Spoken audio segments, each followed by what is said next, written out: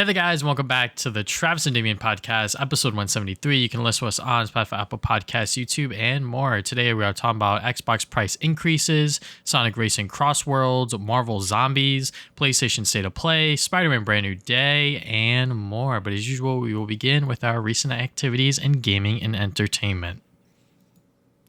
All right, so I shall go first this time. I don't have like a ton because I've been there's been so many games coming out from September, October. So I really wanted to just beeline or focus on one game, and that one game was Borderlands 4. Took me around like 65 hours to beat it, and usually it takes me like a month, like just to give you like a time frame how long it takes me to beat, longer games. Usually it takes me like a month to beat like big games like that, maybe like 60, 70 hours.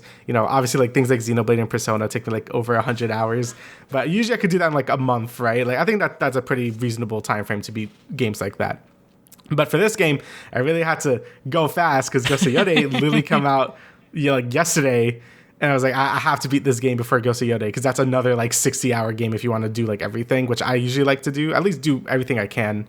But yeah, I did it. I did it in like 3 weeks, which was crazy. I was playing till my like eyes were hurting, so that was fun. But yeah, Borderlands 4, like I said in the last podcast, I think the game is really good. Obviously, let's get the negatives out of the way first. Randy Pitchford, he sucks. I know, like, it's hard to ignore him. He hasn't really said much ever since, like, the premium game for premium gamers, because I'm like, bro, just shut up. Like, yeah, I get it. He's annoying. The performance, I think it's slightly better now. They've done a few patches where it just feels apparently a bit better. Again, I can't really comment because I am playing on GeForce Now, which I think has like a 4080, so I'm not too sure how the performance is for lower end machines at this point. But for when my brother was telling me, the console performance does seem a bit better. It's running. I don't think it has like the memory leak issue anymore. I could be wrong on this, where if you kept playing for longer than an hour, you had to restart the game because the frame rate would just tank. I'm not sure if that's entirely fixed, but from what I was looking at my brother's gameplay, it did look a lot better on console.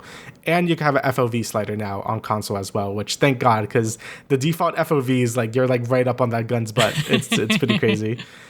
But besides the performance issues, I do think Borderlands is a great game. Like Borderlands 4, I don't know if it's my favorite Borderlands game. It might still be behind Borderlands 2, but it is such a great improvement from the third game. It's crazy. The open world adds like a whole new level of just exploration.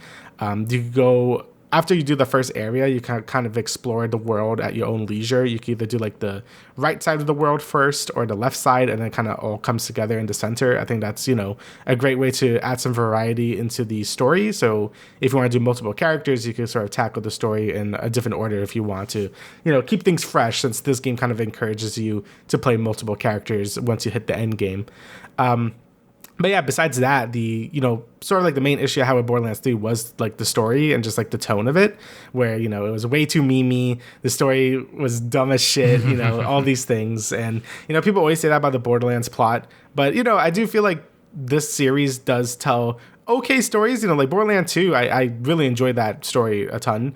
Tales from the Borderlands from Telltale did a great job as well. But, pre-sequel and then going down from there starts to like lose its footing a bit. I think this game kind of reels in a bit. It kind of starts off as like a soft reboot where, you have like some familiar characters like Claptrap, but for the most part is like kind of telling its own story until you reach sort of like the halfway point where they start to reintroduce the older characters again so they could like sort of tell like the more expanded story. And I think it works really well.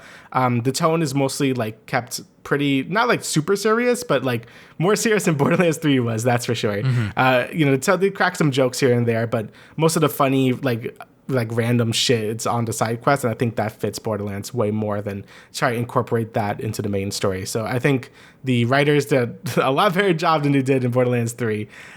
So that was great. Like I enjoyed the main plot. I enjoyed all the side quests. I think some of them were like, again, to go from the funny quests to having like more serious quests, and I think it all fits in really well. The gameplay, I think, is the best in the series. Borderlands 3 was really a huge step up from the previous games. This game is even a bigger step from that game, where shooting every gun just feels great.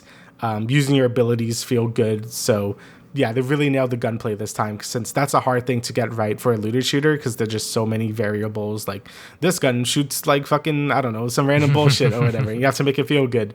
So I think Gearbox did a great job with making every gun feel great to use, which, like I said, is really hard in a looter shooter.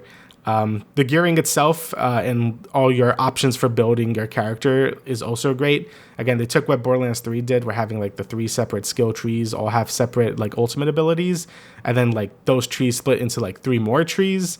It's great. Like, you could do a ton of different builds. I've just been seeing all the crazy stuff people have been doing on Twitter and on YouTube. I'm like, yeah, this is great. A lot of the legendary weapons feel good to use. It's just easier to grind for legendary weapons that you want, since you could just like pay a machine to refight the boss.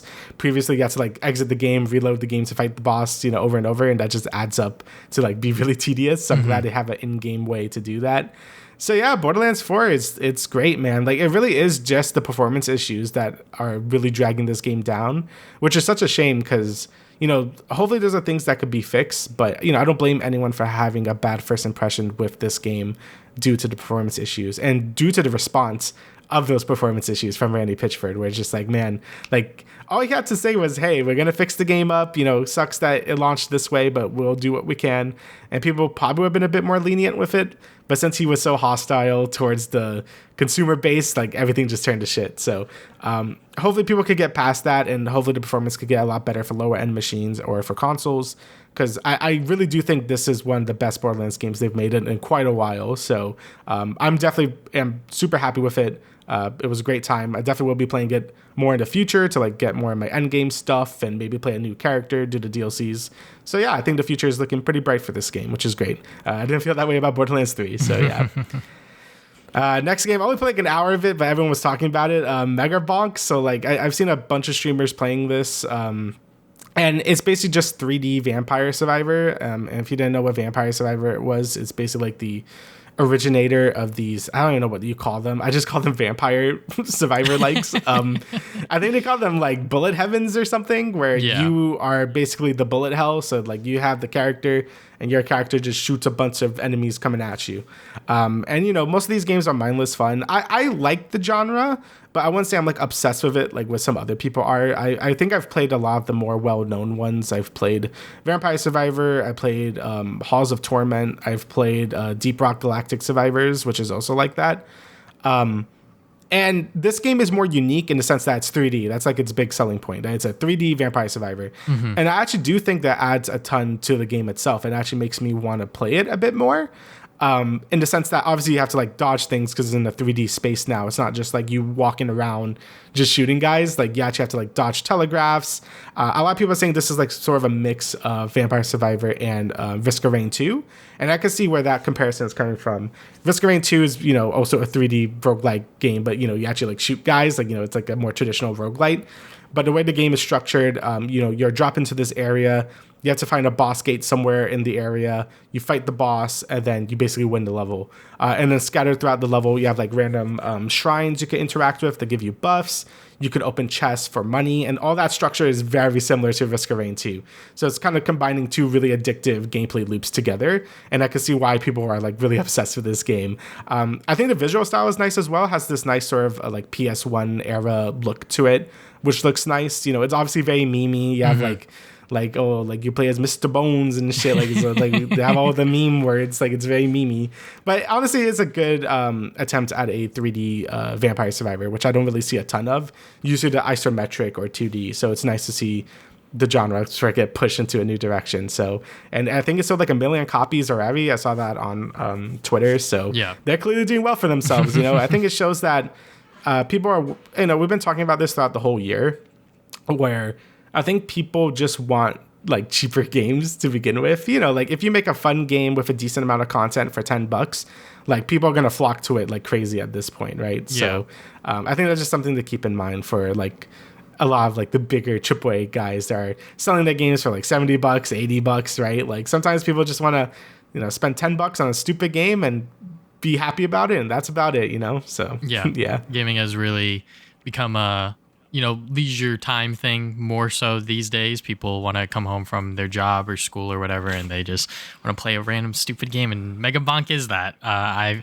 saw my brother play it a little bit, and I was like, "What the hell is this game?" But it seems like that it is popping off within the streaming world, which I honestly had no idea about. But yeah, I mean, it's only $10. That's probably a big reason why it sold 1 million copies. But at the same time, it's a fun game. Vampire Survivors as like a genre. I love the League of Legends version, Swarm. That was a lot of fun. Swarm was fun. Yeah, just co-op versus AI kind of thing. So maybe I'll check it out. I don't know. There's a lot of shit coming out soon. So, there's a lot of shit. Yeah. So what have I been doing recently? Before we get into the meat and potatoes of the show. Rent a Girlfriend season 4. I am still one of the few remaining people on Earth that are still consuming this anime and manga.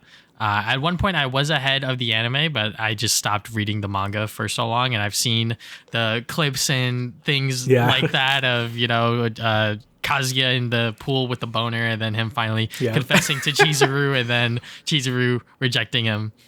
Season 4 doesn't have any of that stuff yet. So I don't know how far along we are until we get to that. But season 4, it kind of explores more about their characters and just like, what are they going to do about them lying to the grandma about the whole situation? Because obviously she's like super duper into Chizuru and Kazuya and like their whole relationship. So a lot of the season is focused on like, how is this sort of lie going to be revealed? And then obviously Mami-chan comes into play. There's a new girl that they introduced last season within season 3 that is like nowhere in this season. I'm like, where the fuck did she go? But it's still the same old trash bullshit where they are teasing you like, oh my God, it's going to happen. And then it doesn't. And then, some other bullshit. I just really enjoy watching some trash anime every once in a while. The animation has really gone down in quality. I think that's the reason why I still rate Rent a Girlfriend season 1 is like 10 out of 10, because it was the trashy shit. It had really good story, fun characters, and also the animation wasn't that bad for like a rom-com series like this one. Yeah. Next thing in anime that I'm pretty sure everyone's been fucking watching is Demon Slayer Infinity Train. Before I watched that, obviously I had to watch the Hashira training arc, which was the season before, which I completely skipped out on when it came out. So I was like, well, I gotta watch that. It's only 8 episodes, but I think the first and last episode are like 30-40 minutes long, and I was like, holy shit, like just getting into it, I was like, this is like a huge barrier of entry for me personally, because when you watch anime, you really put yourself in that mindset. They're like, oh yeah, it's like 20, 30 minutes, kind of thing. So going into Demon Slayer, I'm like, why is this episode so fucking long? So, but that season leads directly into the movie, which is kind of cool. So when you're seated for Infinity Train, you literally just go right into it. And some people, they aren't a huge fan of the movie, which I understand. The pacing is kind of weird because it's a 2.5 hour long movie, by the way, which I did not know going into it. Yes, I had no idea. I was like, yo, what the fuck? This shit is so long. But they do jam pack in a lot of stuff. And I really do like the way that Ufotable really does take their time to make sure that the animation and these character stories are told with justice. And yeah, it was just a really solid like Demon Slayer movie. Like if you like Demon Slayer, you're probably gonna like the movie. There's a lot of crazy stuff that happens. No spoilers whatsoever. But yeah, I mean, it is 2.5 hours long. So, you're really gonna be seated there for a while. But, I feel like people have been turning on Demon Slayer slowly because they have been kind of like slow churning them out. Every shonen, bro. Yes. Every shonen people turn against after like the first few seasons. It like happens with like every shonen I've noticed. Like I get it, because when Demon Slayer, the first season ended, I literally went into the manga and read everything from a Mugen Train up until the end. And now that I know all that stuff, I forgot a lot of it. So watching it within the film was pretty cool to sort of give myself a quick little reminder of like these characters and like their backstories and whatnot. But I am at the point now where Demon Slayer is becoming very formulaic, and I wonder how they're going to execute these next 2 movies off to finish everything out, because that's apparently what they're going to do. And I wonder if they're going to change the ending, because the ending was very controversial with the Demon Slayer manga. So wonder if they're going to change that. I don't know. But, as long as these movies keep making millions and millions of dollars, UFO and sort of Aniplex and Crunchyroll are going to take their time making these films. So, dude, it was so funny because I was like at work, and they have like the news on or whatever, and it's just hearing like some guy be like Demon Slayer, and then he says like the whole Japanese name, and he looks so confused, like made a bunch of money. I'm like, that's so crazy to hear. Yes. But sure, man, it is. So I mean, it showed that anime is like super mainstream now. Like it's like people love it. So I mean, I like it. It is kind of crazy to see anime and manga become such like a normal part of like pop culture kind of thing. The other thing that I've been reading on and off, I don't really talk about it on here, is the One Piece manga. I'm like 500 something chapters in. I just finished, I think it's the Manifold arc or Impaled Down, whatever the goddamn prison arc is. But yeah, I've been reading that on and off on the Shonen Jump app. The main reason I want to talk about this is because there was like a clip with like Hassan on the Trash Taste podcast being like, yeah, Luffy's like a fucking terrorist, and like Connor, Garnt, and Joey were kind of just laughing at him. That clip's very, very old, but just to see it resurface and people discover that clip, I'm like, yeah, I mean, it is kind of funny in hindsight, because before, or should I say, before I read the manga, I saw that episode with Hassan, and just seeing them talk about it, I was like, oh, okay, like that's kind of interesting to see, like that's the way Hassan views it. So me reading it, I'm like, yeah, Luffy is like a fucking terrorist. He's going against the government. He's a pirate. Yes, he is a pirate. And I'm like, why are they sort of like retaliating against Hassan on that point or whatever? But yeah, I mean, it is kind of cool to see like a manga in sort of like a series like One Piece become such a prevalent thing within, I guess like rebellions today, and also just like have a series like that be so old and still speak volumes to like today's culture and sort of be meaningful to a lot of people across the world. Like even me, like when I'm reading it, sometimes I'm like getting like emotional about it. I'm like, why the fuck is like Luffy's goofy ass, like why am I like feeling like my heartstrings being pulled right now when he fucking when he finally rejoins with his brother Ace, and like I'm like, oh my god, One Piece is just so freaking good. I just really cannot put words to it. And yeah, on the American comic side, I randomly wanted to read this. Well, maybe not random. Fucking Wolverine finally got a goddamn gameplay reveal, so I was like, let me finally read one of probably the most well-known Wolverine comics, which is Old Man Logan. I have watched the Logan movie, which I believe pulls a lot of inspiration from this book. Not exactly one-to-one, because the way that this story works out is that the entire Marvel universe, like all of the heroes, fucking died, except for Wolverine. And we sort of follow him in this world afterwards, where all of the villains are kind of, taking charge. Like they rule this world. Every single villain joined up together to finally take down the heroes. Because when you really think about it, every single hero has like multiple villains to their sort of rogues gallery, if you will. Yeah. And they all work together. They killed everyone, and Logan is the only one left. And you really get to see him within this new life that he really built for himself. And he goes on this new journey, and he doesn't really want to do violence. You see that at first, but obviously towards the end, he's sort of going back to that side, and it doesn't happen instantly, I will say. And it's a very, very good story. I think the way that they pace it out, I believe it's like 7 issues long, which is a little bit longer than a normal trade paperback. But yeah, very, very good. If you ever happen to be in a Barnes & Noble or your local comic book store and you want to read a Wolverine comic, as someone who also read this as like their first ever Wolverine book, this one's a pretty good start. And then some films before we get into Marvel Zombies. I watched Him. This is one of the new horror movies out right now. It is produced by Jordan Peele, and it was getting pretty bad reviews on Rotten Tomatoes when it first came out, but I was like the fucking trailers, they were just like really, really solid, like really sold me on what this film was going to be, and pretty much it was just that. I think it takes a little too long to like get it going. Like stuff is just happening, but like nothing really like pieces it together for like the narrative. But the performances by the by the main two leads are very, very good.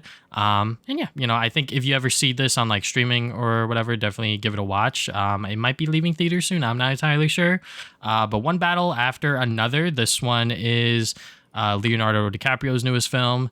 And, he's a pretty good fucking actor. What can I say? And the film itself, I mean, the trailers didn't really sell me on the film, if I'm being honest. Every single time I saw it, I was like, what the fuck is happening? But when you watch this film, it is just so crazy. It just keeps going. Like one thing after another, like literally one battle after another.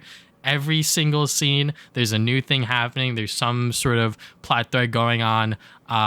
And it is just extremely good. Like I was honestly very, very surprised because, as a Sinners Glazer, I think that is still like my favorite movie of the year so far. But this one is like definitely up there, like definitely somewhere within my top 5. And the movie's like nearly 3 hours long, but it doesn't necessarily feel like that. Like I said, it just keeps going. It just keeps going. And, it is just very, very good. I mean, if you are a sort of film enjoyer or if you are looking for something to watch in theaters right now, one battle after another is a good one to go to. All right, now let's talk about Marvel Zombies. I think me and Damian both completely forgot this shit just dropped on Disney Plus, which I think is what's been happening a lot with their sort of all-in-one releases where they drop all of the episodes on the same day. But I saw some people were saying, hey, you know what? This is actually like pretty good. And I was like, you know what? I'll give it a shot. So my first impressions of it, first up, my main negative is that they still use the goddamn art style from What If. Yeah. And because I dislike that art style so much, it's hard for me to really get invested into Marvel Zombies, but I will give it credit. The storyline is pretty good. I think going from one episode to the next, it really does piece everything together kind of smoothly. And because this is like a zombie show, every single character is up on the sort of chopping block. So any character could just get up and die, which does happen a lot. The first episode, Hawkeye and Riri Williams, Ironheart, just straight up dead. I was like, all right, cool.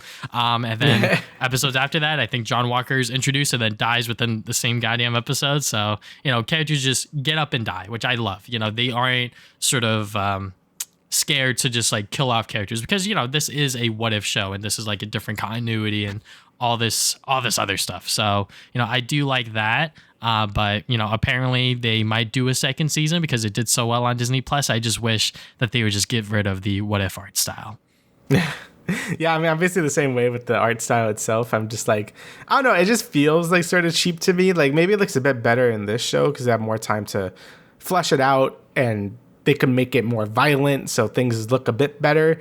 But yeah, the What If art style is definitely not my favorite. Like, say what you want about Your Friendly Neighborhood Spider-Man's art style. Mm-hmm. I do feel like it's a bit more distinct and, obviously it's still kind of rough around the edges, but I do think it's doing a bit more to be unique rather than this What If art style that feels very safe and like kind of corporate. I don't know. I don't like it either. Mm-hmm. But for the show itself, like you said, I was like actually like, hey, this was actually not bad. Like I went into this with like zero expectations. I was just like, man, I don't know if I'm going to like this because I don't like What If very much. So I decided to watch it. I also totally forgot they already did a Zombies episode. Yes. In like the first season. Because when Scott and Spider-Man were there, I'm like, oh, wait, that was from the first one, right? I don't even remember. When fucking episode 3 starts and it's like 5 years before, it's like, oh yeah, we're going right back to where the first season of What If ended. Yeah. So that's kind of neat. But yeah, honestly, like I thought it was a pretty good, just survival like zombie show. You have a bunch of fun, what if scenarios. Like you have Blade, Moon Knight, which was kind of neat. Yeah, Blade Knight, which is cool. Even though I do think he got kind of one tapped a little like too easily at the end, but whatever. And have all the characters dying, which I do like you said. I like that there aren't scared to just kill all these characters because it's like it is a what if zombie story, right? Like you kind of expect some of these beloved characters to get kind of fried, right? Like that's just kind of the point.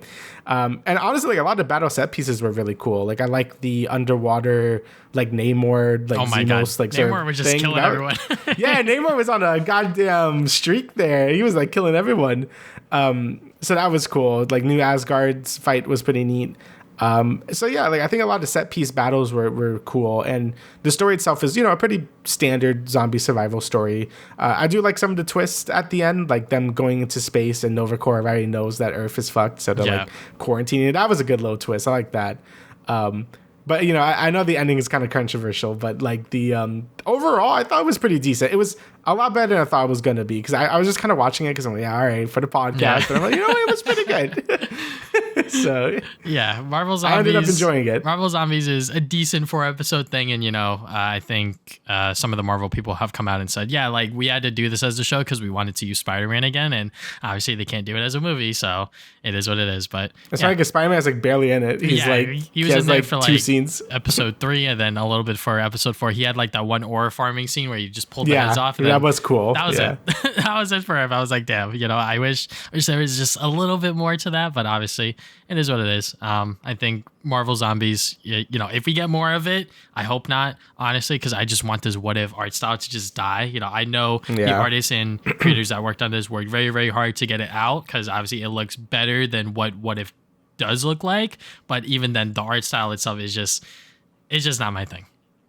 Yeah, I mean, obviously you still have like some of the writing issues, like the Marvel humor is very forced in these like what if stuff. It's like they're trying way too hard to like make it seem like MCU coded, but it just feels very like, all right, I get it. Yeah. So that's still there from what if, but I will say like they do take some of the more serious stuff pretty okay. Like I'm like, when Red Guardian was like losing all his fucking daughters, and I didn't feel bad for him. So, and I know like the finale as well, where it's like kind of like this like sequel cliffhanger bait at the end, where Kamala is like in this alternate reality, like Wanda's doing her Wanda stuff, where it's like, oh, this is like everything is okay, but everything's still zombie like related. So I wonder if they are going to follow up on that, like you said, with a sequel or whatever. Like, honestly, I think it works well if you just end it there, because it's like, oh, it's all fucked up. Well, but I think it's fine, because I believe what's it called? Elizabeth Olsen, when she was asked about Marvel Zombies, she was like, I've recorded that shit years ago. I don't even fucking remember anything. I was like, you know what? That kind of makes sense. So I hope they don't do more of it, even though it was very successful. I think just a what if Marvel Zombie show, 4 parts, that's it, done deal.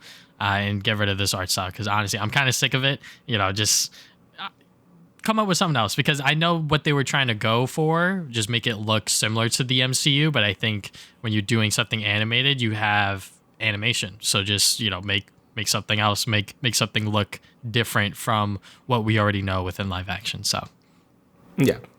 All right, now let's talk about Sonic Racing CrossWorlds. This is the newest Sonic Racing game. This is the 4th one that they've made, and this is the first one made by Sonic Team. The other ones were made by Sumo Digital, and the last one was so bad, Team Sonic Racing, that fucking Sonic Team was like, we'll just make it ourselves.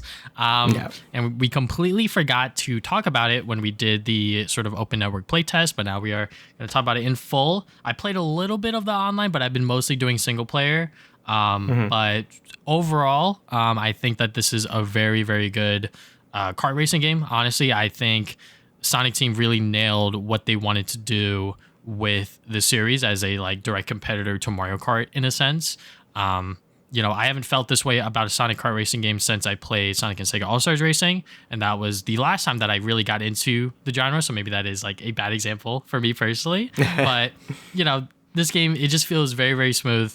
I think the sort of single player content is honestly very, very fun. It's actually challenging, when it comes to Mario Kart, the 100cc and 50cc stuff. It's like, you know what, I could do this. Then 150cc, it's like a little bit harder. But here it's like, I think it's called normal speed, and then the second speed is high speed. High speed was kicking my ass. I was like, yo, what the hell's going on here? Like these goddamn rival characters are like all the way up in the front, like gapping me like so far. I'm like, okay, yeah, like this game actually has some challenge to it. And they knew that because with the cups, you could also use, I believe it's 20 Dampa tickets. You could use that to retry, which I was doing that a lot for that speed and also the one above it. But yeah, overall, Sonic Racing CrossWorlds, it's very, very good. Does it compare to Mario Kart? We'll talk about more about that later.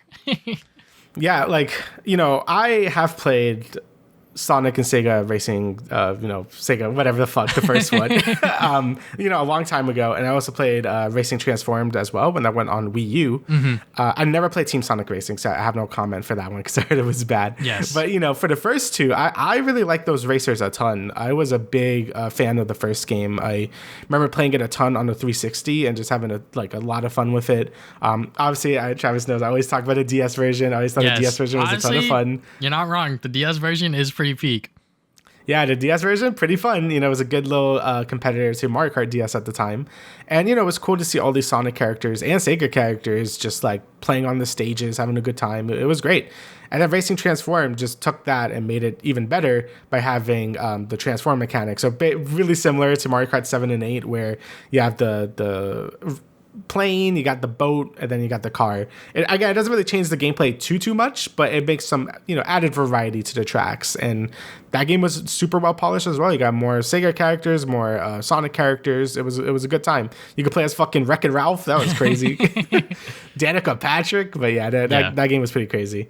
And then Team Sonic Racing Transform was sort of like a big misstep, I think. There was no Sega characters. The game had no sauce to it. It had the whole team mechanic, which people didn't really enjoy either. So that game just kind of really fell flat. And, I thought that series was kind of going to be done because that game came out, I believe, 2018 or something. 2019, yeah. Somewhere around there. That sounds about right.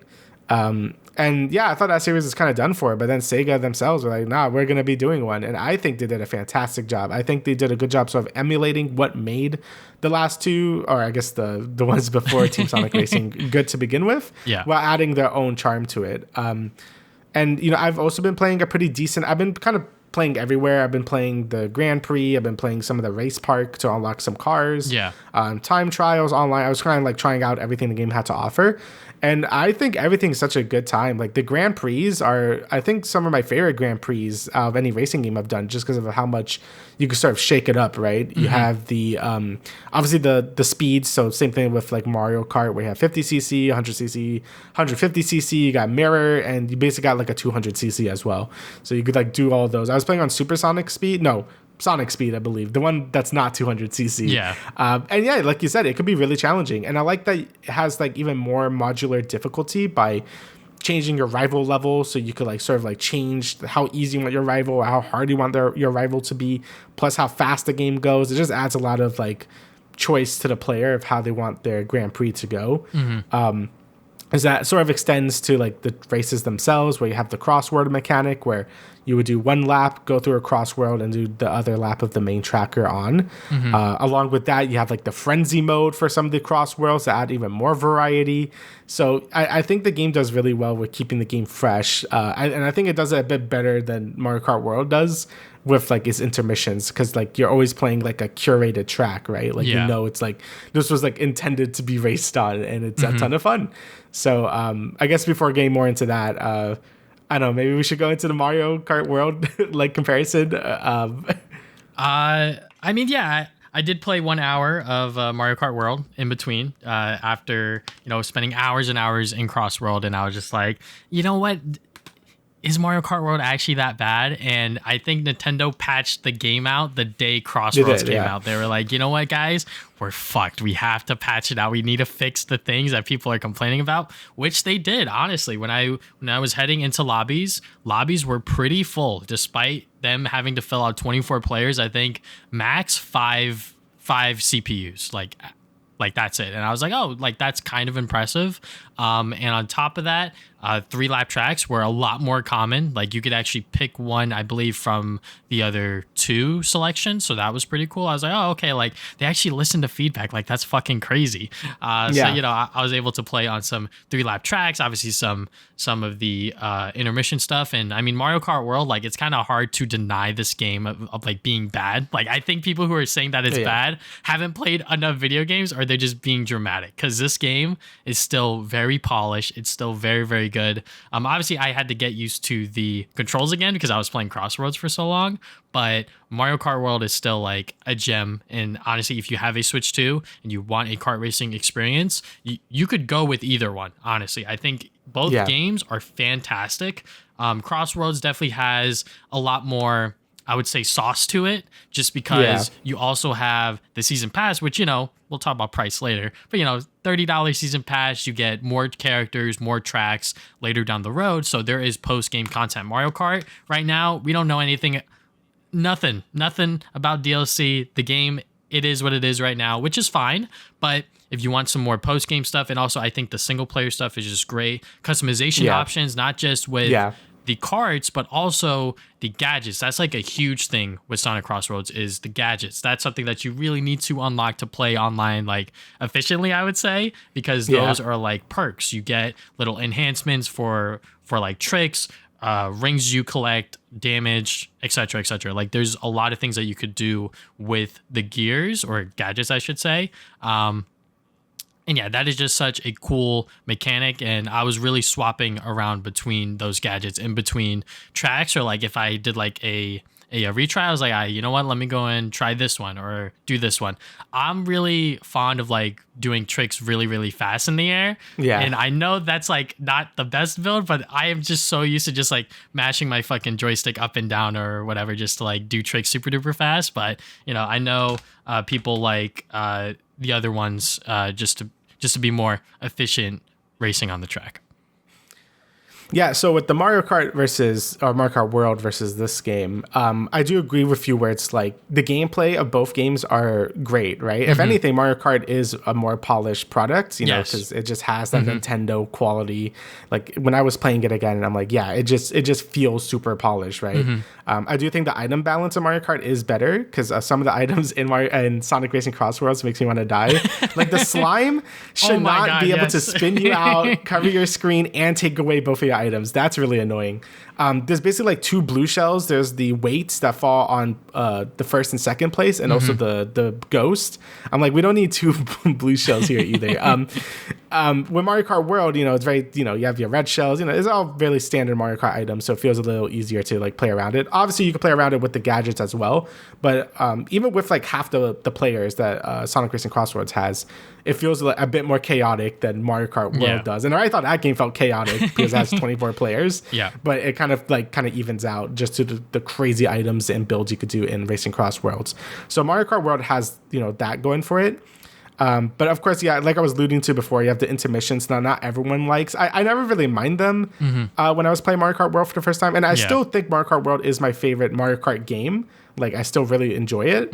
But I think the way Sonic Racing CrossWorlds does its races just feels more dynamic and more fun to play through. Because the CrossWorlds are a ton of fun to play through. When you go through one, you don't know what you're going to get a lot of the time. You get some of the, I don't even know how many CrossWorld levels they have specifically, but you can also get some of the main levels as CrossWorlds. Yes. So you just have so much variety in every race where I never get tired of it. In Mario Kart World, you have the intermissions, which are, they're fun, but they're not as fun as like a dedicated racetrack, right? Yeah. And the patch you mentioned did fix a ton. I know you could play with your friends in knockout tour mode, which is great. You could track where your P-switch missions are in the open world, which is also like really needed to happen when the game came out. The 3 laps during online being more frequent is also great. But I think the thing that keeps Sonic Racing CrossWorlds more engaging is just its progression, like you were talking about. I think the single player is more fun to play through, whether you're unlocking cars in the race park, you're doing the time trials, which are actually a ton of fun in Sonic Racing CrossWorlds since you get like ranked like a regular Sonic game, so you can like B, A, or S, and you unlock music tracks, which you could like sort of interchange in every CrossWorld. I think that's a really cool reward because I never give a shit about time trials in racing games. So making it more video gamey, like giving you more incentive to actually do the time trials is great. And obviously the Grand Prix with the rival interactions, which are a ton of fun. I mean, this is like the most voice lines Silver has had since like 06. Like it's really cool to hear him talk for more than like 2 seconds, right? Yes. So I think that game, Sonic CrossWorlds has its beat in single player. It also has a beat in just like progression. Like you're always like unlocking like the Dompa tickets. You could buy new vehicles, you can unlock new cars, you can unlock Supersonic by beating all the rivals. Then you could like sort of dump your points onto your favorite characters, so you could get like their skin for them. So they're just like always feel like there's something to work towards with Sonic Racing CrossWorlds that makes you want to play it. Mario Kart World, on the other hand, has so many weird fucking unlockable requirements, like Oh, you have to use a chemic item. Even though they fixed that, you can use like the UFO now to like suck up NPCs and get there. Yeah, it's weird. Okay. But it's still like fucking weird, right? Getting costumes, you gotta eat the food, like unlocking like anything in that game is so weird compared to Sonic Racing CrossWorld, where I feel like every race I'm getting progression towards something, and it makes it like just fun to play through all the time. So yeah, if you had to like ask me like gun to my head, which one do I prefer at the moment? I think I might pick Sonic Racing CrossWords, which is crazy to say. I just feel like the game just has more content. It just feels a bit more worth it at this point. Also, like Sega just has a roadmap of what they want to do. Like they have all these new DLC characters, but you also gain a ton of free Sega characters. So, you know, we have Miku, and then we have Joker, Yakuza coming up, and those are all for free for everyone, which is really cool. Just now they're doing like a Splatfest type event right now. We can unlock free cosmetics just by playing like sort of like the Splatfest sort of mode.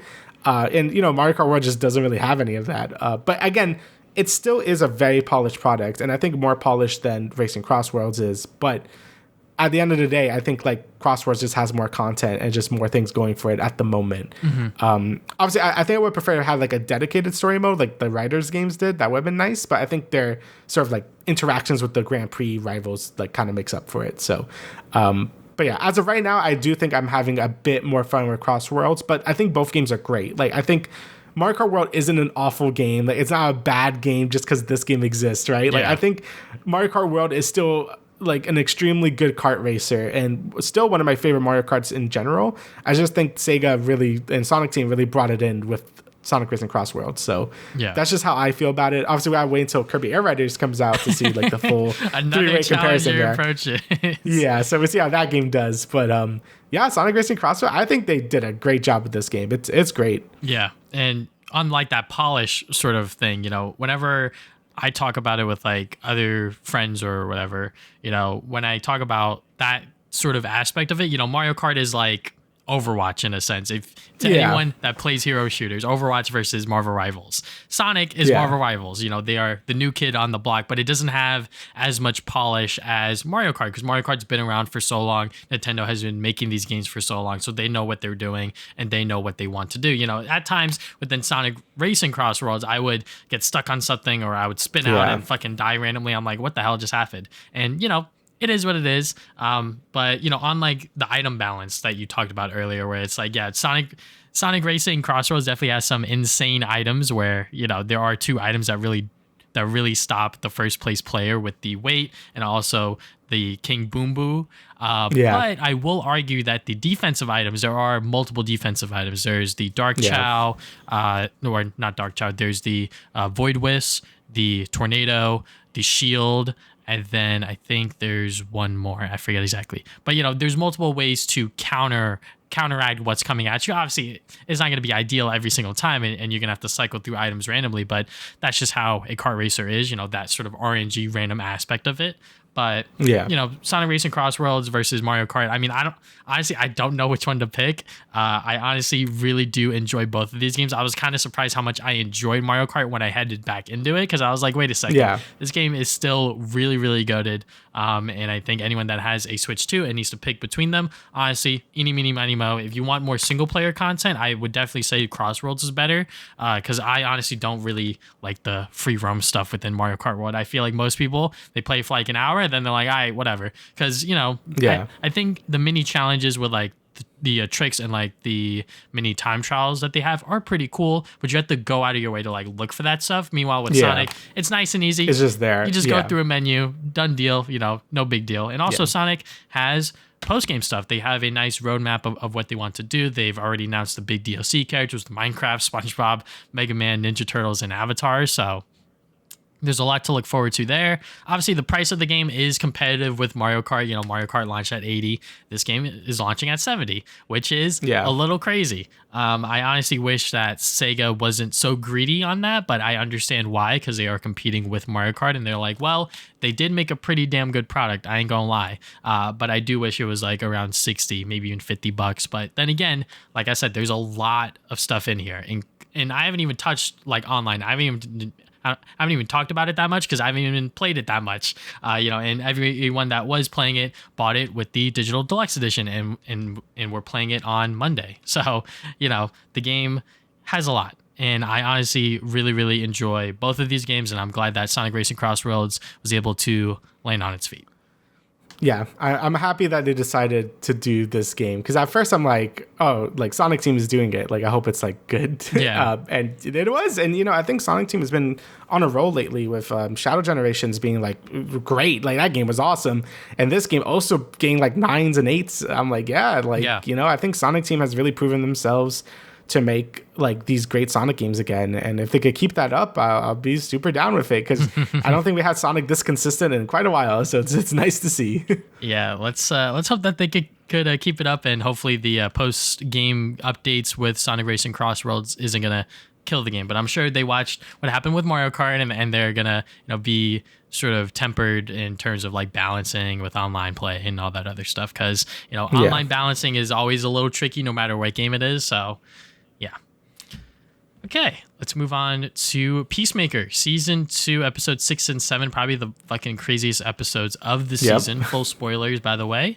So Episode 6, I actually watched this in the car with my girlfriend, because I think we came out of one battle after another, and we were like, well, it's going to take me like an hour to get home, and my girlfriend might see a spoiler on Twitter in between there, so let's just fucking watch it in the car. And honestly, it was kind of crazy. Everyone was sort of able to piece it all together that this Earth is racist and just Nazi shit. I was like, okay, yeah, like even though people were able to piece it together, which is like the good and bad thing about it releasing weekly, the build up and just like that reveal was still fucking amazing, because you get to see everyone's perspective of sort of finding out about it. And it was just such a great reveal. But even before then, the episode itself, just leading up to everything between Adrian's mom and them exploring this new Earth for themselves as a hardcore abs and everyone else, was great. Dude, I just love Vigilante. Like the last 2 episodes, like he's just like a goddamn menace, and I love it so much. Like just his alternate universe self just being also woke is like very funny, even though he's in like Nazi Earth. That's great.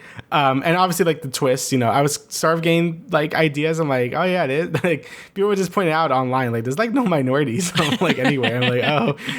I'm like, yeah, that's kind of weird. And then finally this episode happened where it's like, yep, the Nazi Earth, Hitler won World War II. It's like, oh, okay. And it's just kind of see how they like play around with this universe, and how, even though everything looks perfect, it really isn't a lot of the time. Like someone's gonna get stepped on to make all of this happen. And again, the show just does a lot of things well. Like I just love all the characters so much. Like I think they all have really great moments to shine and just be funny without like forcing it to happen. Like again with Vigilante, like it would be very easy for him to just be annoying and like dumb, but like he's just so funny like every single time, dude. Like that character is so unhinged, and I love it. Like just him in this basement full of like cocaine and just all this money he's taking. Like, well, I don't want to give it to the cops, but and they just all took that shit too. He's like, I'm not gonna use this blood money. He's like, oh, okay, yeah, we could take it though. And yeah, just like the episode itself, just going through Peacemaker's whole deal, and like how broken he is as a person, and like he just doesn't know like how to separate this world and like what's good for him with his friends. Like it just seems like a very like complex thing, and it's just funny how different season 1 and 2 really are. Season 1 is kind of more what you would expect from a superhero show. Like obviously it has some like moments to kind of subvert that, but for the most part, like they had stopped the alien invasion with Project Butterfly. Is all bombastic. You got a lot of action scenes. This season's a lot more like, I won't say mellowed out, but a lot more like character like based. Like it's very much about like focusing on what makes like Peacemaker, like, he's starting to feel really sorry for killing Rick Flag Jr. He's starting to understand like where he fits in all of this. So it's been really cool to see. I kind of compare it to like Guardians 1 to Guardians 3, where it's like, Guardians 1 is, very, very bombastic is what you expect, introducing all the characters. And then with movie 3, it's a lot more about the characters and how they're kind of dealing with all these issues. That's kind of what this reminds me of. So yeah. Yeah. And, we can't forget the goddamn big cameo scene with Lex Luthor in the jail cell. I was predicting it leading up to it, when I saw the orange jumpsuit and the cane, I was like, that's fucking Lex Luthor. And my girlfriend was like, why does he have a cane? I was like, girl, he got his ass fucking kicked in the goddamn last movie. Of course he has a cane. And, Nicholas Hoult, I believe they filmed that scene in between Superman, so it was kind of interesting to see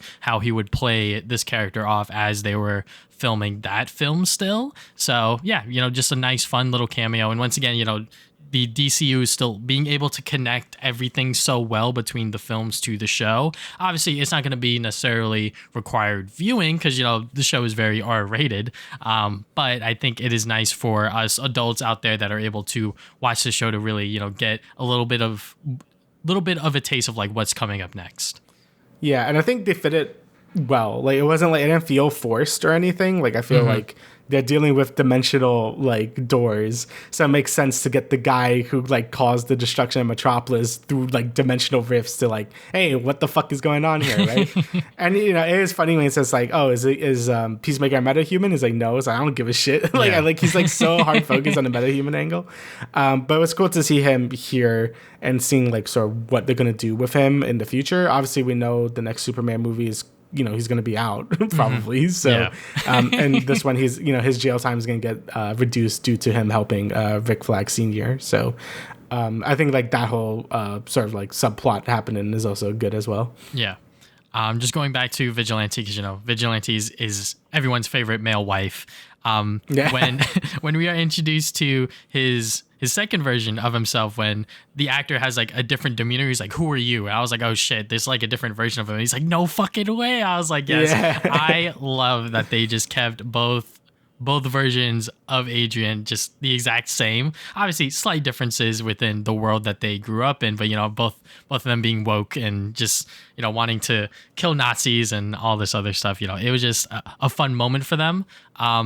I just have to give props to, once again, fucking John Cena. Between both of these episodes, he is just such a phenomenal actor. He really does put on his show every time he's on screen, and when he has to show emotion, just to like jump the gun a little bit, when they're fucking killing Keith, and then he's like, no, stop. Yeah. I was like, oh fuck, like, yeah, he's like reliving his trauma, and his friends are helping them kill him, even though obviously, Keith was trying to kill Peacemaker because he killed his own brother. It's getting a little confusing to audio listeners, but what I'm saying, but yeah, just that moment and the episode prior with his conversation with Hardcore, I was like, yeah, like he's the fucking goat.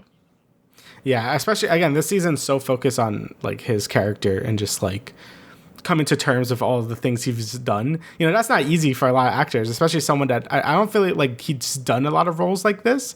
So him really going hard with it, especially with with the Keith episode, he did great. Like him just reliving his trauma, seeing like his own brother die in front of him again, feeling like he's basically killing him all over again. I'm like, yeah, he nailed that whole scene. Like that was extremely good.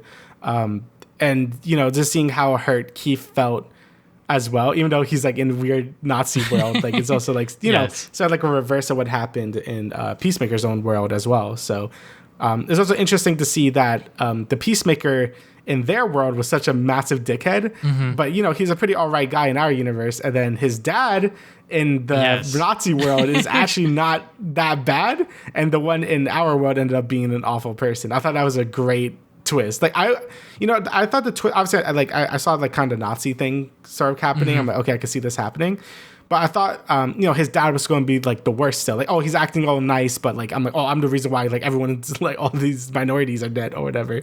Like, that's kind of what I thought they were leading up to. Like, he was like Hitler too or something. But making him like actually be like, hey, like I'm actually like, like I don't agree with this at all. Like, I'm just doing it because like this is just the world we live in. I'm like, you know what? I did not see that coming. That was a good twist. And Vigilante just coming and stabbing him in the neck. God, I'm like, yeah. Between him lying to his mom about all of the fucking shenanigans that he gets up to, and then that moment I was like, fucking Adrian, bro, like I still love you, bro, but come on, man. Like you didn't know. Augie as a character within the different Earth was such an interesting twist to happen. I was like, whoa, what the fuck's happening? Like it honestly took me a minute to like really like soak it all in. I was like, wait a second, he's actually like not a complete bad guy, like obviously he's not doing the sort of utmost to like stop like what's happening within his world, but like there's only so much that he could do given those circumstances, those fucking terrible circumstances, right? But he doesn't agree with like what's going on there, and obviously with Keith and I guess Peacemaker there, they were very much on the other side of his dad, which is kind of interesting. Pretty much everything has been flipped on their personalities between both worlds, and I really, really like to see that. But then obviously fucking Vigilante just ends it right then and there, which I was like, God damn it, I wish we saw more. But then again, I understand because, you know, Vigilante thought one thing, but obviously it led to another. Yeah. Another thing I like in the episode was Ads and Judo Master just hanging out. That was nice to see. Mm-hmm. You know, I think Judo Master is a really cool character, and you know, in season 1 he was just mostly an antagonist, just trying to get them. And I'm happy he's starting to get like more character, because I do think he's a fun character to like just be around. Mm-hmm. So it's cool that they got to talk about their differences a little bit and just being like, yeah, this world kind of sucks. So yeah, like we cannot exist in this world. Pretty much everything about them, you know, being minorities, being LGBTQ, and all that shit. I was like, damn, like that kind of sucks. Yeah. But yeah, like besides that, I think the episode, you know, the next episode is going to be great as well. Just seeing Keith survive, since Hardcore, you know, it was like, I'm making sure you not come back. And then, obviously she got interrupted by shooting Keith in the head. So I wonder how that's going to sort of play into things. I don't know if they're going to handle it. I don't know how many episodes are even left. It's just one more, right? One more, yes. So I don't know if they're going to handle this alternate dimension stuff now, or maybe that's a future thing.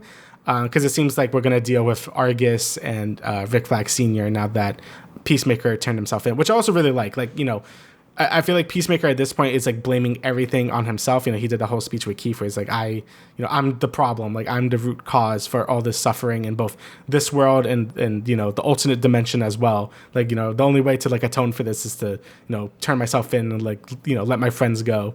You know, I think that really shows a ton of character growth for Chris Smith in general.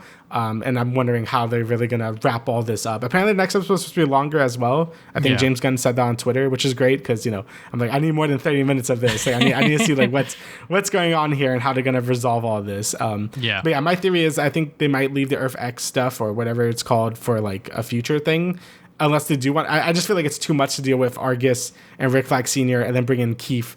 Like, maybe he finds a way to go through the door and he deals with him, but I don't know. I guess we'll see in the finale. But yeah, these 2 episodes were great. I think they all showed, you know, obviously the twist was amazing. The double twist with his dad being like sort of an okay guy in that alternate dimension.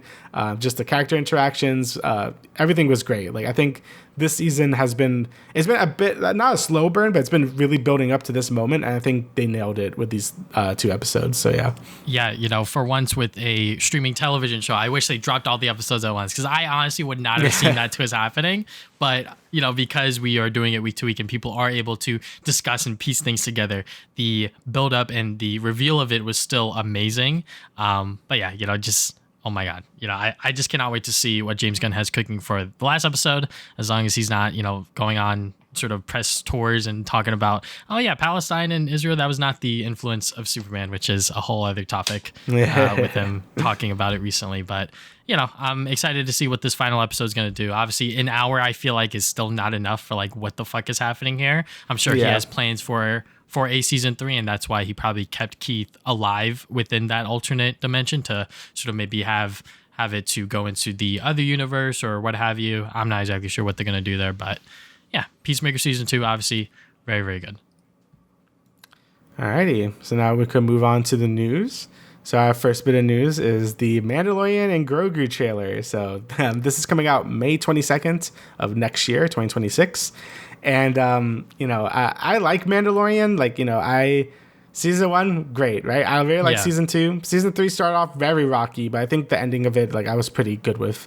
And, you know, if they ended Mandalorian there, I would have been happy with. Like, if he showed up as cameos in other series or movies, I would have been okay with that.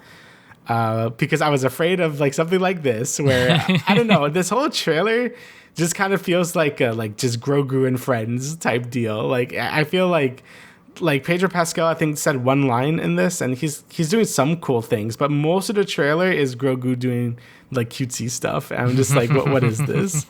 You know, a lot of people are very negative towards the trailer, and I wouldn't say I'm like super negative about it, but I'm just like, all right, I guess, like, I don't know. I think it would have been fine to just let the character rest at this point. Like, I think he had a pretty good ending at the end of season 3.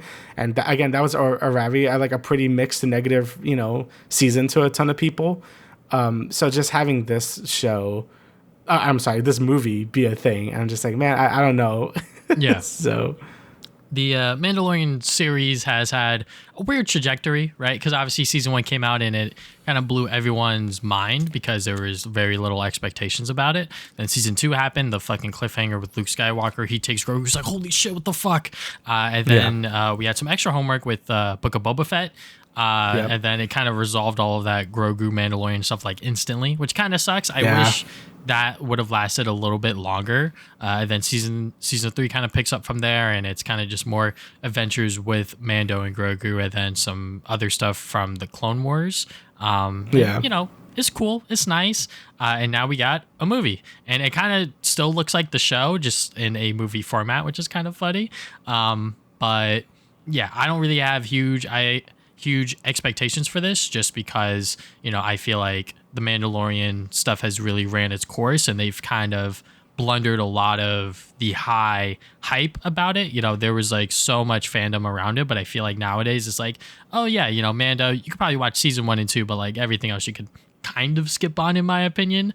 But you know, we'll just see how this movie does. Maybe it'll sort of open the doors for another season. I have no idea, because, you know, I know Jon Favreau has talked about the show and sort of alluded to like things happening for like years and years and years. He has like a huge grand plan for this story. We don't need it. Yeah, I'm just like we could get to the point a little bit faster, but you know, I just hope that it's a good film. I'm sure it's going to make a bajillion dollars, because we haven't had a Star Wars film in theaters in so long.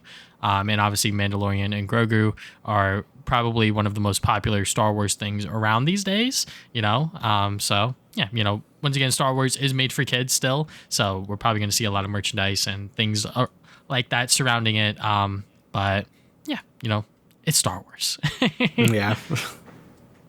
All right, next bit of official news before we get into rumors and speculation regarding Spider-Man Brand New Day. We got Marvin Jones III. He has been officially cast to play Tombstone, which is great because he voiced the character within Spider-Man Into the Spider-Verse, and he looks just like Tombstone.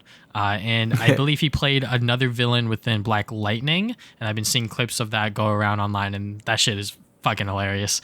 But I'm pretty confident that he could pull off Tombstone, not just because he voiced the character before, but I feel like with this new Spider-Man movie, they are jam-packing a lot of villains in here, and it seems like that they want to set some things up for this new iteration of Tom Holland's Spider-Man, which I'm pretty excited for. I believe he has now recovered from his recent concussion, which is great. You know, it seems like that maybe he was working a little too hard on that day on set and something mishapped, but you know, it appears that Tom Holland, Marvel, and everyone at Sony are kind of going all in on this project because they kind of have to, because they know that this will make a bajillion dollars. But yeah, I'm just excited for a Brand New Day, and I think Marvin Jones III is probably a really, really good cast choice to play Tombstone. Yeah, you weren't lying. He does look exactly like Tombstone, so like, that's a good casting choice. Yeah, again, my concern with this movie is that they are packing a ton of things into it. It's kind of how I felt about Superman, you know, before I saw it with the trailers. I'm like, that's a lot of things they're packing in here. But with Superman, they really did it well. Like, I think James Gunn was able to really pull it off for like all these different characters all at once. And I'm hoping Spider-Man Brand New Day does the same thing, because we got a lot of characters in this movie now. So I hope it could really balance it out well. I'm glad to bring in villains like Tombstone. You know, it really does like show like they do want to go for the more street level sort of like villains. So that's neat. So we'll just see how that sort of plays out when the movie comes out. I'm just really excited for the first trailer for this thing, man. Yeah, that's gonna be crazy. It's gonna be an insane day on the internet. And just one bit of rumor, one bit of speculation that I saw online, because obviously it pertains to fucking Daredevil. Apparently Charlie Cox might appear in the film, so people have been piecing it together because he recently canceled a con appearance at SpaceCon San Antonio, and according to the Post, him and another actor, they canceled their attendance because they've signed on to new movies. Other Daredevil co-stars like Vincent D'Onofrio and Wilson Bethel are still appearing at that con. And although Charlie Cox has recently announced that he will be in Synthetic, which is a romantic sci-fi film, production/filming of that movie has already wrapped. John Bernthal recently canceled his appearance at New York Comic Con because of his production schedule, aka Spider-Man Brand New Day. So, you know, I'm going to take this rumor with a grain of salt and not give myself too much opium, because obviously I would love to see Charlie Cox and Tom Holland share the screen together in costume as Spider-Man and Daredevil. But will that be in this film? I'm still holding my breath because I feel like they might rush into things a little bit. But I feel like if you have the Punisher and you don't have Daredevil in there, you kind of need him at some point. Maybe he'll save him. Maybe he'll be like a little post-credit thing. I have no idea. Apparently Tombstone and the Punisher are going to have some sort of side plot within the movie, which kind of makes sense. But yeah, I'm not going to get my hopes too high for Charlie Cox to appear within Spider-Man Brand New Day, but obviously I'm not going to say no. I think at this point he might be a post-credit thing. I would hope so, like a fully in costume, and then they could do something either. I don't know the stupid rights about him being in the show or movie. I hope they figure that stuff out by now. But it would be nice to, like, maybe if there's the next Spider-Man movie, that Daredevil, it would be like a full Spider-Man Daredevil team up, right? Like that would be like, I would lose it. So yeah. So, and I think that'd be more appropriate. Like, I know we really want Daredevil in this, but I kind of want it to be the main event. Like, I want it to be like, that is the movie. And I feel like this movie is so jam-packed. Like, just having Punisher there as well, like, kind of fits that other hero quota to, like, have someone there. So I'm hoping, like, if he is in anything, it would be like a post-credit scene and they could team up in, like, the next movie. I think that would be a great way to sort of, like, segue into that. But I guess we'll see. We still have to watch the Born Again season 2, because I believe that comes out before Spider-Man, right? Yes, and then that'll lead into, maybe some events will lead into Spider-Man and maybe even the Punisher special. I don't know, because obviously they also announced that Born Again season 3 is happening, which they are going to start filming later this year or whatever, or early next year. So they are doing a yearly schedule around Daredevil. So I wonder how they're going to do that on top of Charlie Cox getting into costume and being in a Spider-Man movie, right? So, it seems like there's a lot of moving parts here, and obviously they have to work around the rights with it, because I feel like, or I know that Spider-Man cannot appear within Daredevil Born Again because Marvel doesn't have the television live action rights for that character. That's why, Spider-Man can appear within 30-minute animations, but he can never appear within like a live action sort of Disney Plus thing, which sucks. It is what it is. It's just fucking politics within business and whatnot. So, if the only way is within the films, I'm not going to complain, because, obviously that just means more people are going to see Spider-Man and Daredevil on the big screen. And I think that's just honestly just peak street level Marvel.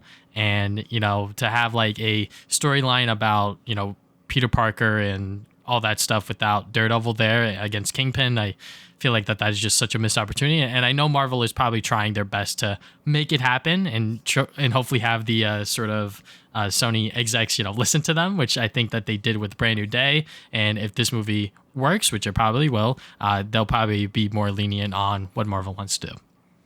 Yeah, so hopefully we get that. It would be cool if, I don't know, maybe Daredevil shows up in Doomsday or something. I don't know. Like, maybe they might tease that, but I guess we'll see what their plans are. But either way, I'm excited to see the first trailer for this, so we can really like confirm who's going to be there, what's going to happen, and if we can get our copium up or down. So yeah.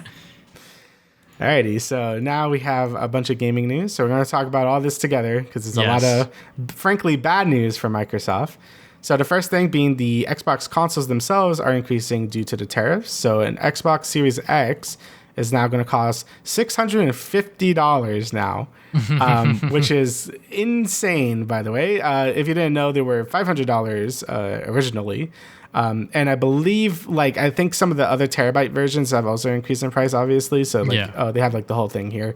So, yeah, if you want, like, the Xbox Series X, like, 2 terabyte, which, I know a lot of people went for, that is now $800 as opposed to the $730 it was before.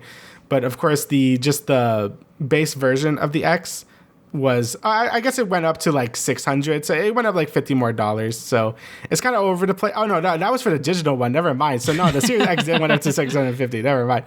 So yeah, it's a pretty big increase in general, and it did actually had another price increase earlier in the year. I forgot about that, because it was $600 and now it's $650 for the base X, which I totally forgot about. So that console very expensive now, and at that point, you might as well just get a PS5 Pro or just save up for a PC at this point, because Microsoft in general is showing that they don't have a lot of future left in the console market, and I feel like it would be smarter to invest in a PlayStation console and sort of like move if you're a digital gamer or have like a big digital library, just kind of like migrate over to a PlayStation console or to PC at this point, because I feel like Microsoft has basically just given up, as evident by the other things we have here. With sort of the Rogue Ally. This is more like just a pricey console. The Rogue Ally for the Ally X is going to be $1,000. Yes. And the regular Rogue Ally for the Xbox will be $600. So if you don't know the Rogue Ally, this is like sort of like the portable gaming console, sort of a competitor to the Steam Deck or Switch. And yeah, it's very fucking expensive. Compare that to a Steam Deck, which is, I could check right now how much a Steam Deck is on Steam. I think they had a sale recently, right? It was like less than 400 or something. So right here they have a 20% off the 256 gigabyte version, which is an LCD screen. Right now that is for $320, so not bad at all. If you want sort of like the mid one with an OLED screen with 512 gigabytes, that's going to be around $549. The most expensive one goes up to $650 for the 1 terabyte OLED version. So yeah, this is even the cheapest version of this is only like $50 cheaper than the most expensive Steam Deck that you could get. And I'm not even sure how much stronger it really is. Like, obviously you have access to all your Xbox stuff. So you have the cloud play, you have the Game Pass anywhere. You could play basically the whole Xbox library, but most people have pretty big Steam libraries to begin with. So it seems kind of like, it kind of evens out like which one you want to use. And at that point, you might as well just get a Steam Deck, right? Yeah. And sort of the last bad news, so I could just talk about everything together, is the Game Pass price increase as well. So now it would cost $30 a month for Xbox Ultimate. So this is mostly for console players. So this is how you play online, and you get Game Pass. That would be now $30 as opposed to the $20 it was originally. And then for PC Game Pass, it also, right now we're still getting the games first day, so that I know there was a lot of like talk like, oh, we're not going to get day one games on PC Game Pass anymore. That is not true. You still would be getting that, but the price has increased from, I believe it was like $13 to like, or I think it might have been less than that, to like $16.50 or something now a month, which still isn't bad, but it still is a really big price increase, especially with the Xbox Ultimate for console players that have to pay for online plus Game Pass being $30 a month is fucking crazy. So, so yeah, with all that bad news out of the way, I like I was saying before, it feels like Microsoft kind of just gave up on winning this race like entirely. Like they're basically like putting the full burden of the tariffs and all the things going on the consumer, instead of eating it themselves, probably because they're not really getting enough return on investment to make it worth sacrificing anymore. Like I feel like Sony and Nintendo are able to eat some of the costs because they know PS5s and Switch 2s are going to sell like crazy no matter what. Microsoft, like, I don't know anyone that's buying a fucking Series X anymore, right? Especially now. Yeah. And so that's probably why they basically put the whole cost up to the consumer, because it's like, we know people aren't buying this in general, so just like, you guys pay the price for it. Same thing with the ROG Ally being such a luxury item at this point, and with the Game Pass price increase being like, we need any money we could get at this point, because Microsoft is probably bleeding a ton of money at this point. So yeah, all just really bad news for Microsoft. Yeah, I mean, when it comes to Xbox, right, we talk about it time and time again. When you look at the history of the Xbox brand, right, the Xbox original did pretty well. They had Halo and all that stuff. The 360 was like the king of like console online play. Yep. Even though you had to pay for online, people were willing to do that because that's where everyone was. But then leading up to the release of the Xbox One with the whole DRM thing, always having to be online, and the whole bad press surrounding that, and also used games. And then PlayStation came out during that E3. It was like, no used games. You don't have to be online, yada, yada, yada. Pretty much Sony just won that console war, and they've been winning it ever since. And and it feels like Microsoft hasn't really made a choice to, or made the decision to really do something risky and do something that is very much for themselves, right? When you look at Game Pass is very, very good for like us as the consumer. You know, we get games day one, we get so many other games to play and be available. There's other perks with it as well, and it's not that expensive until now. You know, Game Pass, I have no idea how they were making money on that service when they were having AAA games and even like indie games launching their day one. And like, how do you measure that? And like, how do you pay all of these licenses and all of these creators like equally? You fucking don't. Like, that's just not a possible thing when it comes to like, you know, streaming a show or like streaming music. You know, like there's sort of revenue streams there, right? You know, when it comes to Spotify or whatever, you know, like there's obviously like you play one stream and it's like less than 1 cent or whatever, but obviously you do that a million times and then obviously it fucking adds up with like streaming on like Netflix or Disney or whatever. You know, there's like a license there, they pay for that, and then it's on their service for like X amount of time. That's what Netflix was doing for a while, when Netflix was like the only people sort of as like the main streamer thing. And now there's like fucking Hulu, there's Peacock, there's like 20 different other avenues of streaming. When it comes to Game Pass, right? It's like, how do these people make money off of Game Pass? It's like, they don't. Microsoft has been bleeding with the Xbox brand for years and years and years, and now they're like, fuck it, we're just gonna increase everything. We're gonna increase Game Pass, we're gonna increase the consoles, and also when we launch the Rogue Ally, we're gonna make sure that we get some money back and we're not, you know, like breaking even or losing out for once, which, you know, I don't fucking blame them. But at the same time, it's like, how are they going to be in the good faith of the consumers when, you know, the only thing that they've really had for so long in terms of getting the consumers has been Game Pass, which has been a money bleeder for them for years and years and years.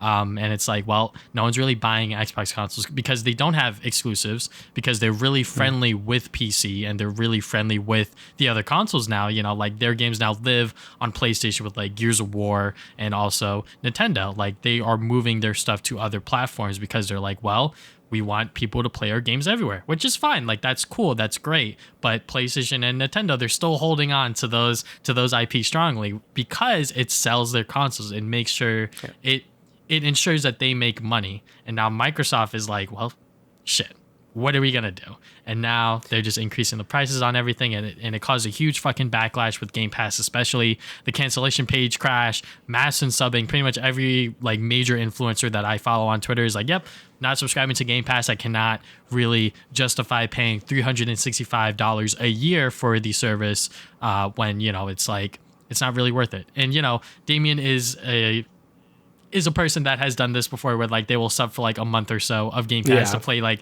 that one game that comes out and then is done. Like, how do they make money from that? How do the developers know how to gauge sales like that either? It's like very, very hard. It's super duper tricky. And, you know, Game Pass has been such like a blessing for us as the consumer, but now it's like Microsoft is kind of biting back at us, if you will. Yeah, at this point, you might as well just buy the fucking game, right? Like, if it's like $30 a month, like, what's even the point anymore? That's why like, I buy my games own physically. Yeah. So, like, $10 a month for, like, PC Game Pass or however much I paid for it. I'm like, yeah, that's great. I could play these $70 games for, like, on day one for, like, $10 a month. Sure, right? And then I just cancel it after I'm done. Like, easy mode. But now, you know, you can't really do that. And, you know, one, you don't own the game. And two, you have to pay $30. And I'm just like, okay, at that point, you might as well just buy the game, right? Yeah. So, you know, it's very unfortunate that Xbox is going this route because, you know, out of the big three, they still are the biggest one because they're fucking Microsoft. But, you know, Microsoft doesn't want to bleed the money into the gaming division. And, you know, I don't know if they have another console planned or what. Apparently, it's rumored they do have, like, one more console in them. I don't know how that's going to work at this point because I feel like the whole brand of Xbox has been entirely destroyed. It's like you were talking about, like Microsoft really skimped on the IPs early on. Like, they really should have built a nice stable of IPs during that 360 era to get people invested on Xbox games, right? All they really had was like Halo, Forza, and like Gears of War. Sony has all these incredible IPs, Nintendo as well, and that continues to sell consoles. Even if Sony does eventually release them on PC, like they're still there for a year, and people do want to play those games right when they come out. So yeah, get a PS5. Nintendo never puts their shit on anything, so you kind of have to buy a Switch, right? Yeah. So Microsoft just never really had that ever since the 360 era. Like ever since that era, they've been like Omega wash. Like the Xbox One was a disaster. The Series X and S left like no impression on anyone. And yeah, I think Microsoft's best course of action is kind of to like pull a Sega, where they're like, okay, we're just going to be like a big publisher and like publish a bunch of things to the other consoles. And that can maybe work. They could. And yeah, I think it could work. Like I've been floating the idea of like maybe they could bring, I mean, now with the price increase, it's kind of hard to justify, but it could bring Game Pass to other consoles and be like, hey, you could use the Xbox ecosystem here in your PS5 or on your Switch, because they already do that on PC to begin with. Like you could install the Xbox client there. So I wonder if they will do something like that and sort of like leech off the other consoles, if you will. So yeah, the future of Xbox is pretty concerning, especially for people that have a big digital library on Xbox. Like I know my brother, he plays a lot of Xbox. Like he used the Series X for a lot of his third-party games. So I'm like, what are you gonna do if like Xbox ever goes down and all your stuff is digital? It's like, I don't know. I guess I'm fucked. So yeah, it's something really to consider and think about. It's kind of like the whole physical versus digital discussion that we always talk about, where it's like, yeah, you don't really think about it till now, but what happens if Sony goes down? Like I'm kind of fucked. I have a ton of digital games there. Yeah. So that would really suck if Sony were ever to just go down. Nintendo, I buy all my stuff physical, but I don't really bother with PlayStation. So yeah, I don't know. It brings a whole other conversation for that. And I wish the best of luck for any Xbox owners and hope things hopefully get better for the company. But as of right now, it's a fucking disaster. Yeah. So, yeah. I think the only people who really stick around with Xbox is either because they don't want to switch or because that's where their friends still are, which is, you know, kind of surprising because I think for me and Damian personally, after the 360 PS3 era, we both moved away from console gaming online, and I know people that are my age or even older, they still game and play online multiplayer with their console, which is fine. That's totally fair, but we've moved on to like things like PC because we don't have to pay like a subscription to play play online every month. When I had to pay $10 a month to play Sonic Racing CrossWorlds online, I was like, this is fucking bullshit, but you know what am I gonna do, right? So just seeing how Microsoft has really fallen down since the 360 days, this was a inevitable, and the only reason why they've been able to stay afloat is because Microsoft has been very willing to take that loss because people have Windows. Everyone has fucking Windows, and Microsoft is the giga giant tech giants that they are. It's like, well, we could keep bleeding with Xbox, even though that they continue to buy up studios. They bought up Activision Blizzard, and then they kept laying people off. They still continue to lay people off. It's like Microsoft has not been a really good place within the games industry for a while, and I feel like that this is like the big camel on its back kind of thing. I don't know what the fucking saying is, but this is like the big thing that consumers are really concerned with because now it affects their wallet, and they're like, oh wait, I fucking use Game Pass. What the hell's going on? Why is it $30 a month now? What? So yeah, and $30 is a lot. When I saw it at first, I was like, you know what? Like they're only increasing it by what, like $20 or whatever. I was like, or by what, half the price or something 10. like that. 10. I was like, okay. It was $20. It was $20 a month, and now it's 30. Yeah. Okay. Yeah. I mean, I was like, oh, freaking $10 increase. I was like, that's not bad. And then I like rethought it. I was like, wait, that is like $360 a year. Yeah. And like, not everyone's going to be playing the day one games that come out, yada, yada, yada. And like, not everyone's going to use, I think the fucking new perk is like Fortnite crew. I'm like, not everyone plays Fortnite, So it's like, there's like 20 different other things as to why this is a bad decision. Yeah, $30 a month is where I draw the line for like anything that's not like a mandatory thing for me to live or whatever. like $20 a month is like premium. Like that's how much I pay for GeForce Now, and that's a great service I use all the time. Like that, I don't mind paying $20 a month because I'm getting my money's worth. But like anything more, even if they increase GeForce Now to like $25, I'm like, that's a lot. Like that's a lot a month. So yeah, like $20 a month is kind of where I draw the line of like, yeah, this is like the acceptable amount of money I'm willing to pay for like this optional thing I don't need to live. So yeah. I'm surprised that maybe I'm wrong on this, but I'm surprised that they didn't do like a sort of forced subscription thing where if you sign up for Xbox Game Pass for the first time, you have to stay subbed for like 3 months or 6 months or whatever. So they at least get like that guaranteed sale instead of people like subbing for a month and then unsubbing. But then again, that takes away the whole attractive nature of like you could could cancel anytime. Like that is always like a nice thing to have for us. But then again, Microsoft have been that for years and years and years, where they're like, yeah, we are so pro consumer, but then again, it fucking hurts their sales and hurts their wallet, and now they're firing back at us. So yeah. Yep.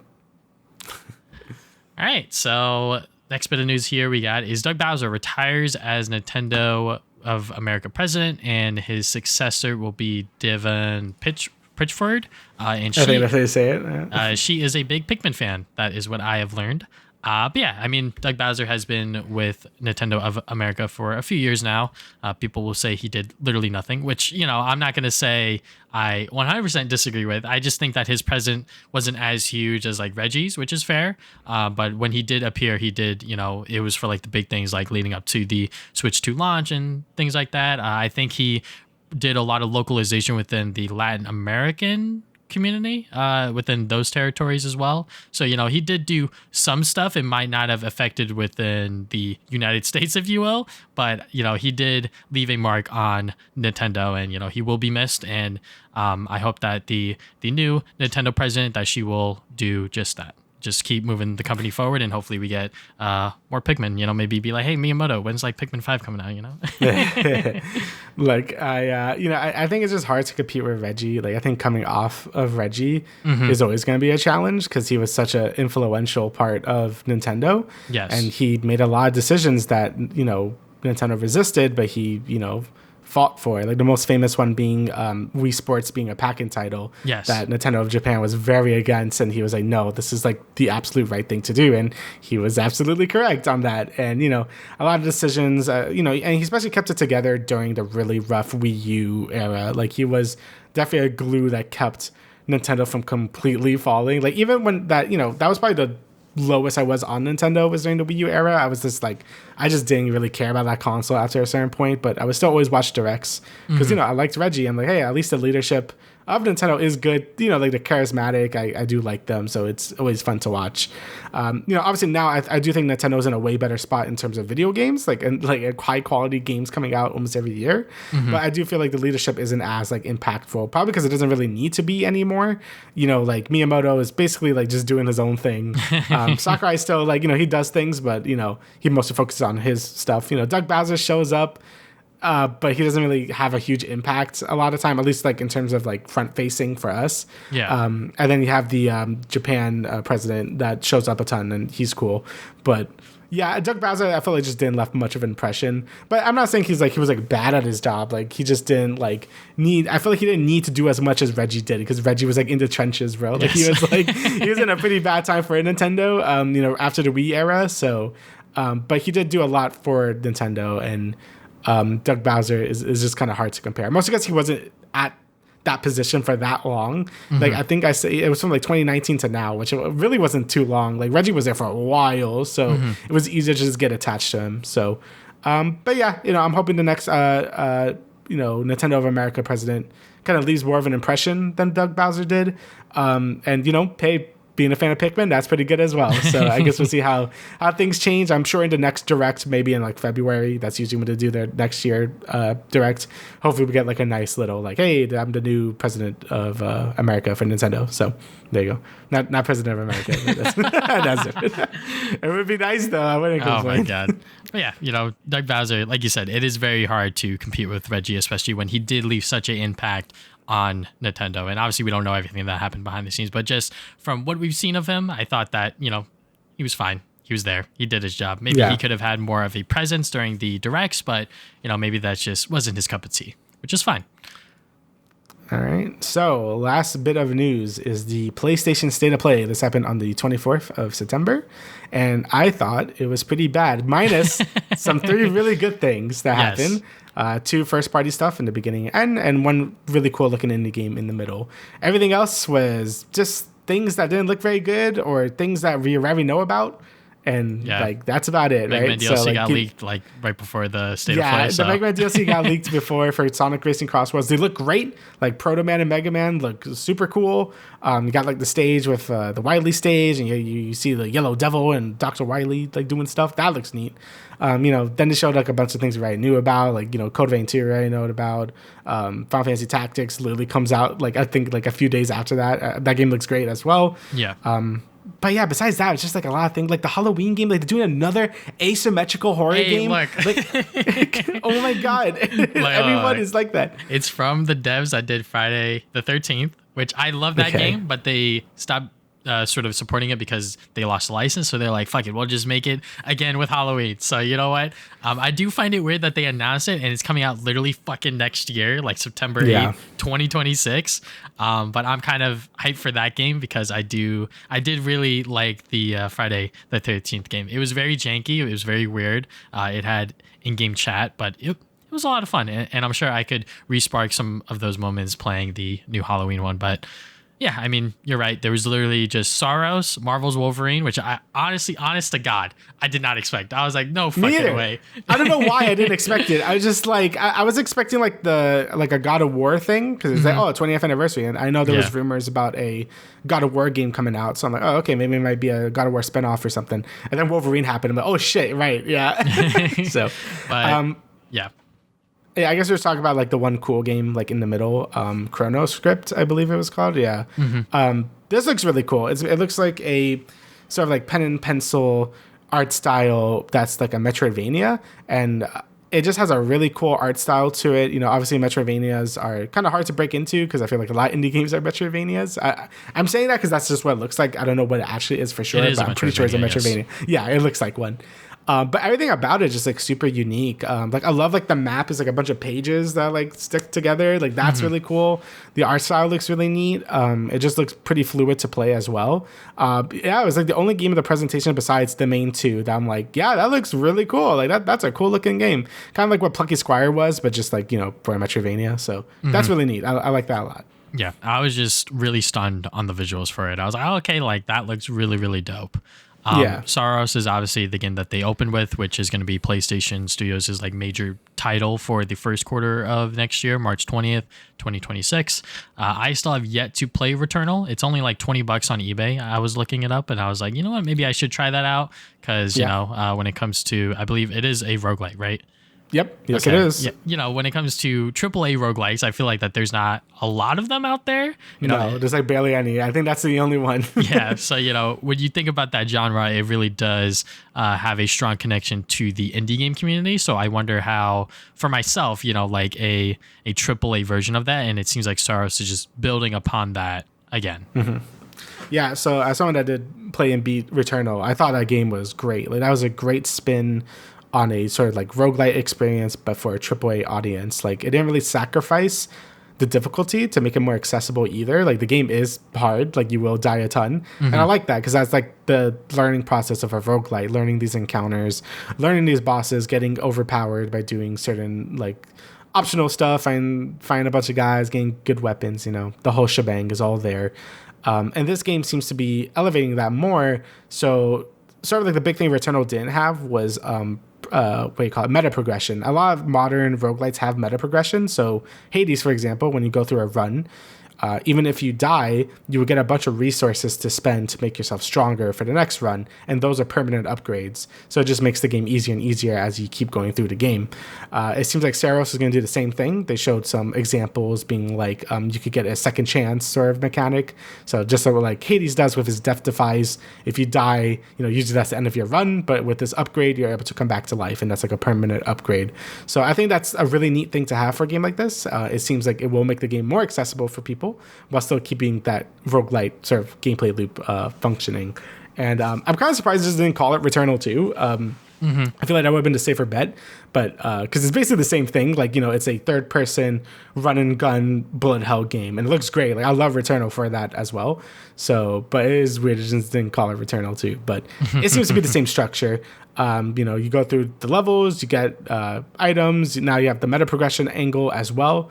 So I'm really looking forward to see how they approach this game. And I really like roguelites that have a unique story, because it's not something a lot of roguelites really do, because you don't really have to. It's a very gameplay focused genre. Yeah. But things like Hades is really smart how they handle its story, telling it through cycles, through you coming back to life, like it's canonical. Same thing with Returnal, where it's like a death loop game, so like everything you're experiencing, like the main character experiences as well. So I wonder how they're going to deal with that in SAROS, because I thought that sort of narrative structure is always really neat to have in a roguelite, since it's not required, but it's really cool when they have it. Also, the novelty of it being a AAA roguelite as well is still, that's still really cool to see.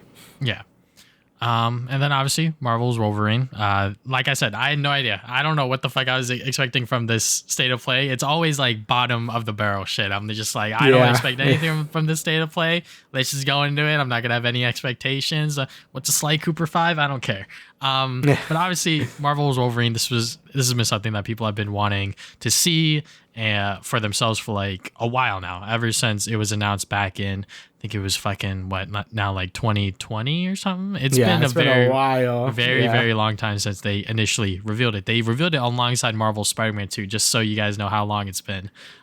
So the fact that we finally got a full gameplay trailer was pretty dope. And then we also got a little featurette to see what the behind the scenes are with this game and sort of how Insomniac Games are approaching this title. It just seems like that they are taking the same approach that they did with Spider-Man back in 2018 and just looking at the other Wolverine games that have been released, mostly from Marvel's Wolverine Origins. X-Men Origins Wolverine from like 2008 or something like that. I played that on the 360. That was a fucking fantastic video game, despite the movie being trash. That was a great game. I loved it. So it seems like that they're taking a lot of inspiration from that, but obviously taking the Insomniac spin on it. And I'm glad. It's bloody, it's gory, and freaking fall 2026. I cannot wait. And apparently there's going to be more information in the spring.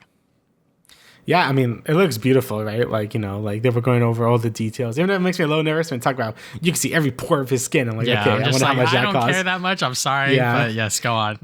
But yeah, just the overall environments look really nice. It does seem to be more of a level-based game. At least I would hope so, since it was showing you going through a bunch of different locations that are like wildly different, in visual style. And, I do hope the game is more focused on just straight up, just like, action, right? Like just like you're just murdering people, you're having a good time. Again, like I think the Wolverine Origins game on 360, that's like kind of like the ideal bar of where a Wolverine game probably should be in terms of combat and like blood and gore and just how it plays. And I hope Sony kind of did the homework on that game and really adapted it to be a more modern version of that, right? And it seems they are. Like the combat looks really cool. Obviously, this is all probably very scripted gameplay, events happening. So I'm not gonna really have my word out until I see a full unedited gameplay segment later. But from what I'm seeing, it looks great. It looks very, you can't have a Wolverine game without it being super bloody. And I'm happy Sony really took that measure, right? Like, okay, we're gonna make it super bloody. Wolverine's cutting people up like crazy, and it looks great, right? So I know for a lot of people, the concern is more about like how the story is gonna be and how that's gonna play out. Because I know, with Spider-Man 2, people are really concerned with like a Sony's writing ability with some stuff. So I guess we'll see. I'm not like as familiar with X-Men like basically at all. Like I know some things about Wolverine. I watched some of the movies when I was a kid, but like I probably should like watch more. Like I'm kind of interested in watching the X-Men 90s show or 80s show, and like the reboot they did on Disney Plus, so to like get more familiar with the characters and stuff, because I'm not really like a super fan of the X-Men, so it'd be nice to sort of get an idea, because we see Mystique here as well, so that's cool. And we're probably gonna see a bunch of other X-Men around. So it looks good though. I'm happy Soniac is finally gained the feet back with them, because I know the leak was really devastating to that company.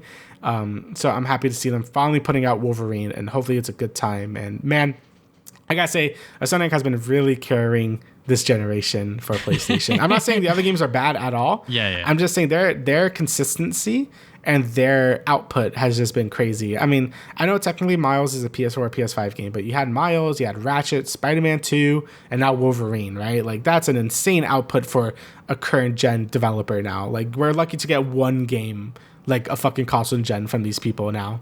So, I think that can't be understated, that Sonic really has been the workhorse for Sony. And this game looks like it's going to be great, and I'm excited for it. I'm excited to see more information about it and, hopefully to knock it out of the park. Yeah, it's crazy that most AAA games, they take like 5 years to make, right? Ghost Simulator literally just came out. It took them 5 years to make that. And Sucker Punch Productions, they don't really know what they're going to do next. And for Insomniac, it seems like that they just, I don't know how the fuck they keep doing it, but they just keep pumping these games out. They had Miles, like you said, and then Ratchet, Spider-Man 2, and now Marvel's Wolverine, which, probably would have came out a lot sooner if the leaks didn't happen.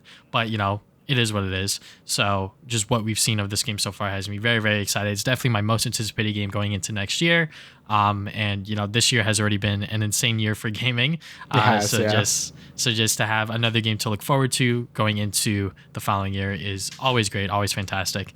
And I cannot wait to see more of this game, because like you said, it very much does. It's not necessarily like cutscene gameplay, but we don't have like the HUD. We don't know exactly how. We don't know the exact details yet, right? Yeah. So we don't know how the combat's going to be. Is it going to be like Souls like mechanics to it, like you have to block and parry shit or whatever? Not. I hope it.